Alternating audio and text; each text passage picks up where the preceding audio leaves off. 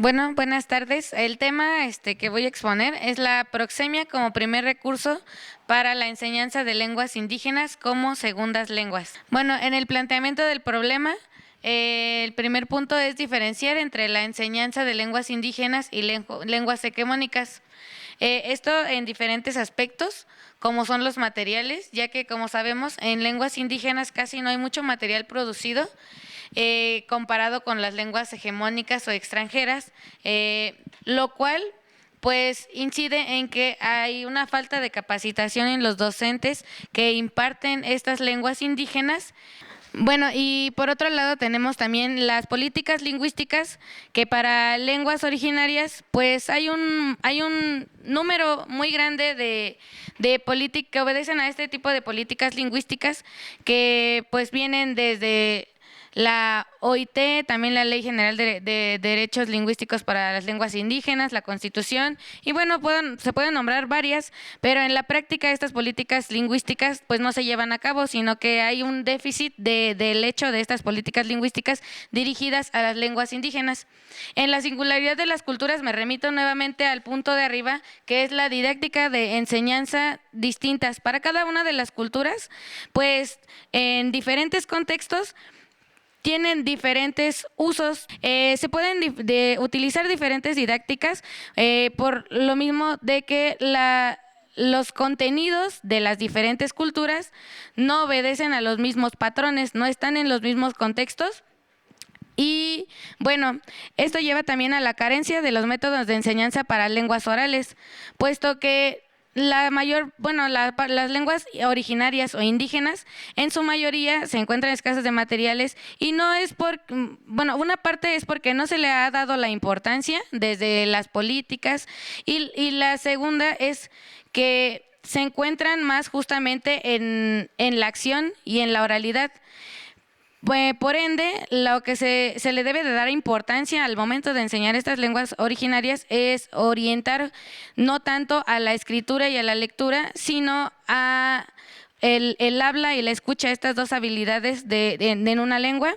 Y bueno, también la carencia de métodos de enseñanza está, por ejemplo, en las escuelas interculturales bilingües, en donde se encuentran impartiendo justamente estas lenguas, pero obedeciendo justamente a los contenidos y el orden de cómo se deben enseñar, pero se podría decir que están traduciendo cómo se puede ese mismo contenido de didácticas y técnicas desde las lenguas, viéndolas otra vez desde la parte hegemónica en vez de verlas desde dentro, desde las lenguas originarias. También están las instituciones gubernamentales. En este ámbito, pues muy concretamente puedo nombrar a la CEPI, que en este momento está lanzando justamente por el Año Internacional de los Pueblos Indígenas. Se lanzan mucho a los hablantes de lenguas a que impartan su lengua, pero no se les da una capacitación apropiada de cómo dar esta lengua. Y bueno, en la experiencia propia, pues justamente también es que he tomado cursos de distintas lenguas y es en donde se observa pues justo esta carencia de didácticas y estrategias para enseñar estas lenguas. El planteamiento del problema es para promover la creación de didácticas propias en cada cultura en la enseñanza de las mismas lenguas. También está la generación de nuevos recursos para estudiantes y docentes de lenguas indígenas como segundas lenguas. O sea, el utilizar uno de estos recursos que es la proxemia, hay muchos recursos paralingüísticos que se pueden utilizar y darles la importancia justamente en este ámbito de que las lenguas son orales. Bueno, se puede utilizar como un recurso y también, por otro lado, remitiéndome otra vez a que las lenguas están en la oralidad, ahorita se están llevando muchos congresos para la normalización de las lenguas. Todavía hay una ausencia de justo de la normalización porque los hablantes pues cada lengua, pues como ya sabemos, tiene sus diferentes variables dialectales y entonces ahorita hay justamente estos congresos para poder decir cómo es que la vamos a escribir y se está justamente llegando a acuerdos, pero pues está esta ausencia de la normalización. Y bueno, otra vez la lengua está en la tradición oral y las lenguas hegemónicas o mayoritarias tienen más una tradición pues literaria y bueno, cosa que en las lenguas de tradición oral apenas se está dando pues este ámbito, especialmente en las artes. Todavía en las ciencias falta como un poco más de aporte. También otra justificación de la proxemia como recurso, es importante saber que el docente en lengua indígena desde dónde está mirando la lengua. Es decir, aquí pues entran los tres aspectos. Está el sociolingüístico. Habla, convive con la cultura de la lengua, la conoce a profundidad, pertenece a esa comunidad, a la comunidad que habla la lengua. Esto lo digo porque actualmente también a falta de materiales y capacitación para profesores, muchas veces se ha cometido el error de que no, especialmente lo veo en el náhuatl, que es la lengua que hablo, que algunas personas que conocen un poco de la lengua, que conocen, que han leído a Miguel León Portilla, que han leído, pues, que los códices y que conocen el náhuatl clásico en este aspecto, empiezan a dar la clase de lengua, pero no se lleva tanto a la práctica, sino que se empieza a ver más la gramática y entonces las lenguas vivas en dónde quedan. O sea, sí está bien ver la lengua, pues la que estuvo aquí en México, ¿no? En el centro justamente, pero esa lengua ya no se habla. Entonces lo que queremos lograr son hablantes justamente que entiendan la cultura y esto empieza pues desde el maestro. En la sociopragmático, si el profesor se considera parte de la cultura a la que pertenece la lengua y si comprende las dimensiones pragmáticas, difícilmente, y lo podemos ver en todas las lenguas, si alguien quiere enseñar la lengua completamente y ni siquiera se identifica, pues cómo va a comunicar justamente esas dimensiones sociopragmáticas de la lengua, esas dimensiones de uso, cómo va a ejemplificarlo, porque en una lengua, especialmente las indígenas, difícilmente se puede conocer si solamente se ven desde la escritura, porque tenemos más riqueza en la oralidad. Y bueno, también en lo sociopedagógico es si el profesor de lengua traduce o está interpretando, porque también se puede llegar a cometer este error de justamente traducir, que es lo que se ha hecho pues por gran parte de la historia, de solo traducir los recursos que ya están a la lengua y dejar de mirarlos desde la perspectiva propia de la cultura. También está didáctica o glotodidáctica, justamente esto, lo ve nada más desde la parte de la escritura o desde la parte pedagógica, o lo está viendo en conjunto con la cultura, con la parte antropológica, con la parte pedagógica. Y también los ejes de enseñanza y aprendizaje, este ámbito de cómo se están organizando los diferentes contenidos. Y nuevamente es no traducir, sino remitirse primero a la cultura y de ahí sacar justamente cómo se va a enseñar. Bueno, los elementos considerados en la enseñanza de lenguas, pues son los formales y los no formales. En ese ámbito, pues de los formales está la fonología, la fonética, la morfología, sintaxis, semántica, y pues es la gramática. Y en los no formales están los elementos culturales, sociales y pragmáticos, en los que muchas veces se dejan de lado cuando se está enseñando lenguas originarias, pero que sin embargo son de los que más riqueza tenemos en este ámbito, por lo mismo de que no hay una normalización de las lenguas como tal. Y bueno, entonces aquí viene pues el reto de cómo integrar este eje de lo no formal a un nivel curricular. Y esto es más con la práctica. Muchas veces sí se puede, más bien se puede integrar, pero más poniéndolo en práctica para que así se puedan empezar a poner los ejemplos y poder entonces empezar a hacer materiales. Esta integración curricular de lo no formal, pues como sabemos, sí, tenemos siempre que recurrir a escenarios de uso lingüístico concreto, es decir, situaciones prototípicas en donde se usen las conversaciones, pero no solamente las conversaciones, que es a lo que voy, sino cómo nosotros nos comportamos para comunicar algo, porque si solo nos remitimos a la gramática o solo nos remitimos a la oralidad, también no es que nos estemos dando a entender, también hay otros recursos como la proxémica o proxemia. Y bueno, en cuanto a las tareas lingüísticas propias de la lengua y cultura, esto se remite a que en diferentes situaciones se puede utilizar la misma palabra, pero para diferentes aspectos. Entonces, todo lo anterior nos remite a que hay que tener una dimensión sociopragmática en la competencia comunicativa.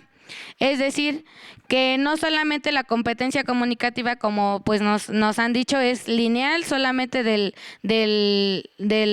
emisor, del receptor, del código y del mensaje, sino que para enseñarle a un alumno también tenemos que, se debe de tener la competencia lingüística, la competencia pragmática, la competencia tímica de cómo uno se identifica con el otro, la competencia cultural y la competencia ideológica.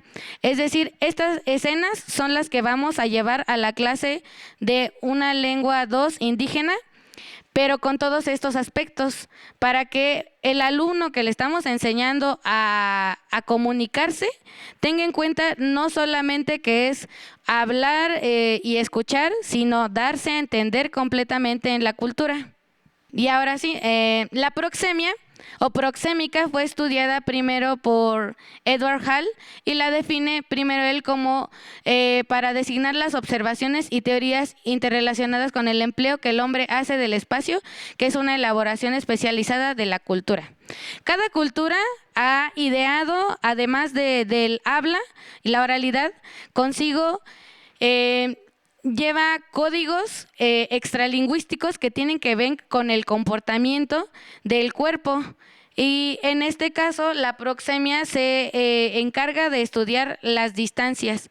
Estas distancias pueden ir desde 2 metros con alguien, por ejemplo, que, bueno, no desde 2 metros, más distancia, ¿no? Dependiendo qué relación tengamos con la persona con la que nos queremos comunicar.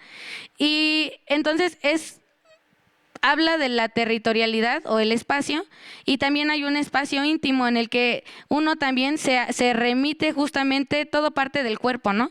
Del cuerpo para poder explicar diferentes cosas. También en este ámbito pues podemos ubicar a la kinesia, que son la gestualidad para comunicar también cosas aparte del lenguaje. Y bueno, en este ámbito de las distancias y la territorialidad desde el cuerpo hasta el espacio para convivir con otras personas, pues es indispensable que cuando a uno como profesor le está enseñando a un alumno una segunda lengua, el docente se sienta parte de la cultura, como había dicho hace rato, que la entienda, que la hable, que haya ido a una comunidad indígena, que eso también pues es indispensable en las lenguas indígenas, porque a veces solamente con tomar un curso o haber leído unos libros se cree que puede y es capaz de dar una clase de lengua a un alumno. Pues no va a contar con este recurso, por ejemplo, de la proxemia. ¿Cómo va a entender cómo se relacionan las personas en un pueblo solamente con la palabra, sino también se utiliza pues el cuerpo y las distancias? Y tiene que acentuarlo, ya que este recurso va a ayudar al alumno a que comprenda más la lengua, no solamente los conceptos, sino cómo relacionarse y darse a entender con las personas de una comunidad. Y por una comunidad no me refiero a que lo vamos a llevar hasta la comunidad, sino que pues por todo todo lo que ha pasado ahora en el tiempo, los migrantes están hasta aquí, las comunidades indígenas las podemos encontrar pues aquí en todos lados, ¿no? Desde que salimos hacia la calle, aquí afuera de la UPN, los compañeros de educación indígena que se encuentran acá en la escuela. Y bueno, entonces esto es un recurso que le va a ayudar al alumno a tener mejores estrategias de comunicación. ¿Por qué lo digo?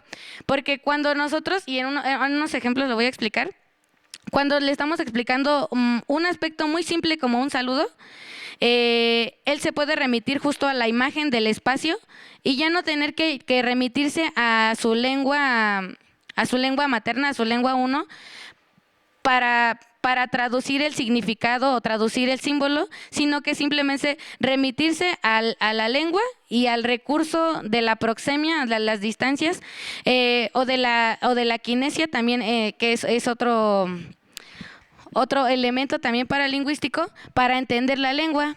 Y bueno, que hay que utilizar entonces estos códigos que muchas veces no vienen escritos porque justamente no se conocen, o no hay mucho escrito sobre estos códigos extralingüísticos en las lenguas indígenas, que pueden ser muy útiles al momento de estar enseñando y justamente traer la comunidad hasta el salón de clases. Y bueno, esta es la parte de, pues, central, que hay que agarrar este recurso para enseñar la segunda lengua indígena. Bueno, esto es lo que les decía, que la proxemia pues abarca diferentes espacios, desde el espacio íntimo hasta el espacio público. Estos, bueno, son unos ejemplos de la lengua náhuatl o mexicano, que es de la Huasteca hidalguense. Y bueno, aquí como podemos ver, pues es un espacio público en el que conviven pues diferentes distancias para comunicar diferentes códigos, aparte de la lengua en la que se están transmitiendo esta parte de las tradiciones o de la convivencia cotidiana. Hay diferentes situaciones en las que podemos prestarle atención cuando queramos dar una clase. La proxemia pues se encuentra atravesando todos y cada uno de los espacios comunicativos, como son las danzas, en las cuales justamente se comunican palabras, pero que van acompañadas de movimientos. Es por donde podemos ver más las cosas. Por ejemplo, cuando estamos en las danzas y diciéndole a las personas que dancen o que hagan cierto paso, con el movimiento uno también está indicando que lo tiene que hacer. Y entonces no solamente son las palabras, sino los movimientos los que están dando a entender el mensaje que queremos dar con los demás. En otros aspectos también están pues la vida, pues el aspecto ritual de los pueblos, en los que justamente los movimientos y las distancias son muy importantes para que toda la comunidad entienda este aspecto espiritual o ritual de cuando se llevan a cabo, no sé, una oración, o cuando se está haciendo una petición. Todos estos aspectos es lo que hay que comunicar al alumno, y no solamente que sienta que es hablar por hablar o informar o escuchar, sino que es darse a entender completamente en la comunidad. Y bueno, entonces aquí observamos pues que son diferentes distancias, ¿no? Ahí es cuando se está conviviendo pues con a una mayor distancia, con un mayor número de personas. Pero también hay otras distancias más cortas, pues que se rompen cuando son personas muy cercanas, ¿no? Y no en todas las culturas se maneja igual. Ya para aterrizar como esto, de la proxemia, este recurso paralingüístico de las distancias o del territorio, una de las primeras situaciones es el saludo. Cuando lo primero que se enseña en una comunidad, y me imagino también en otras lenguas, es el saludo.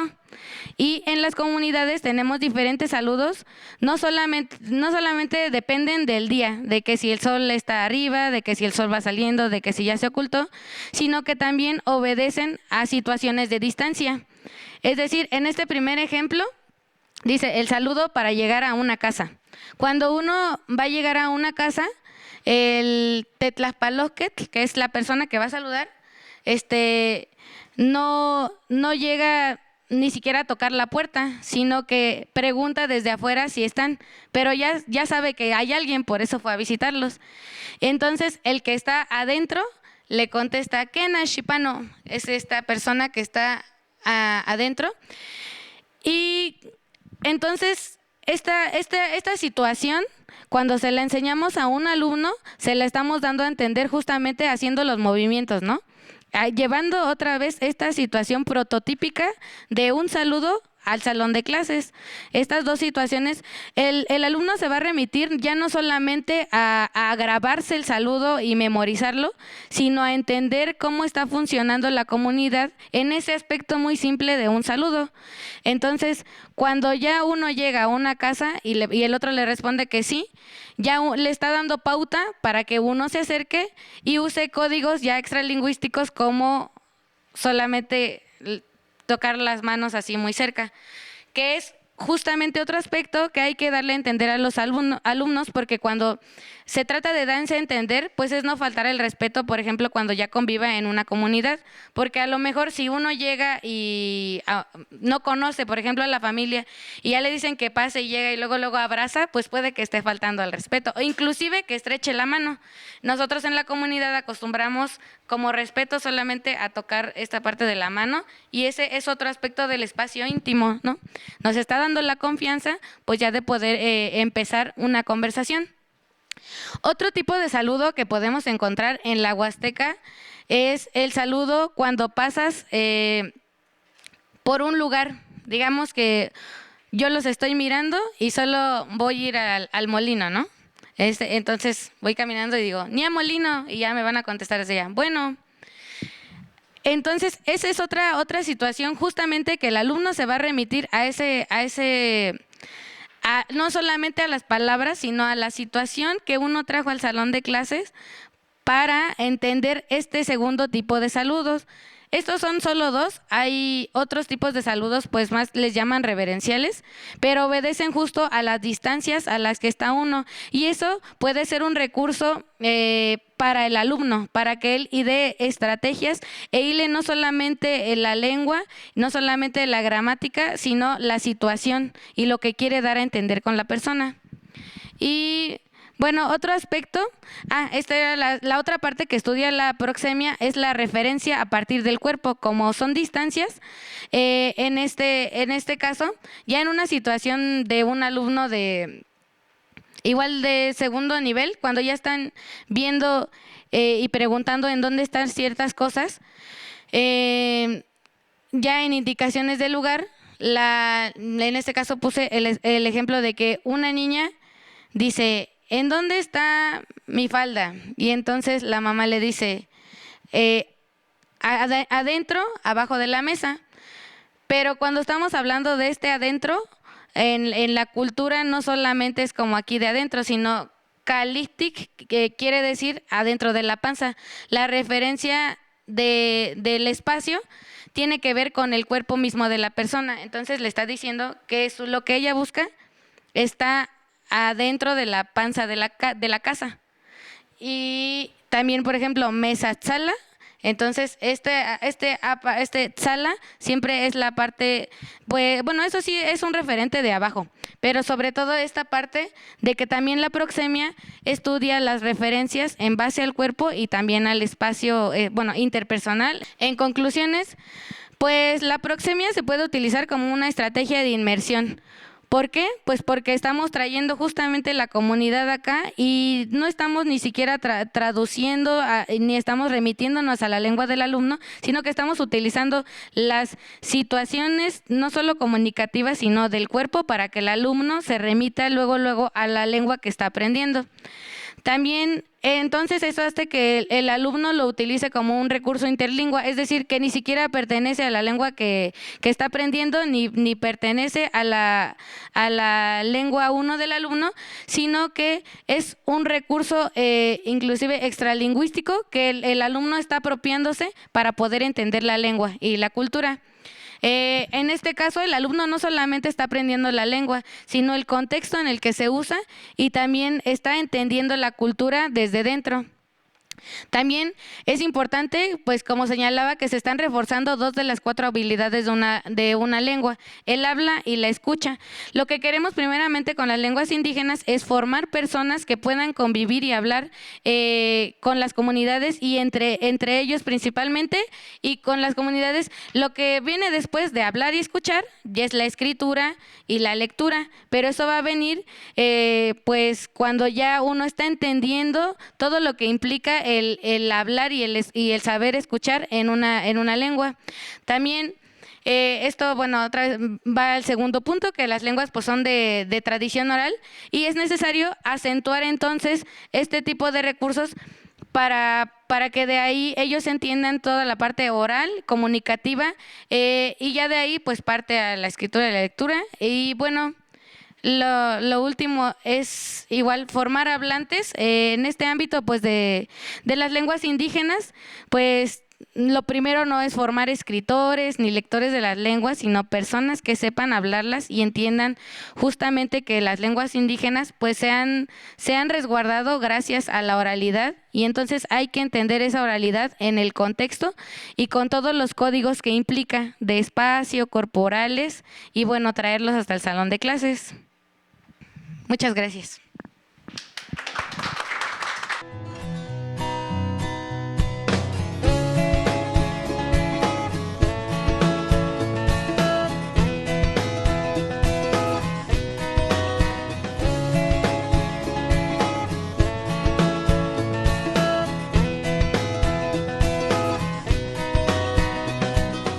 Universidad Pedagógica Nacional. Educar para transformar.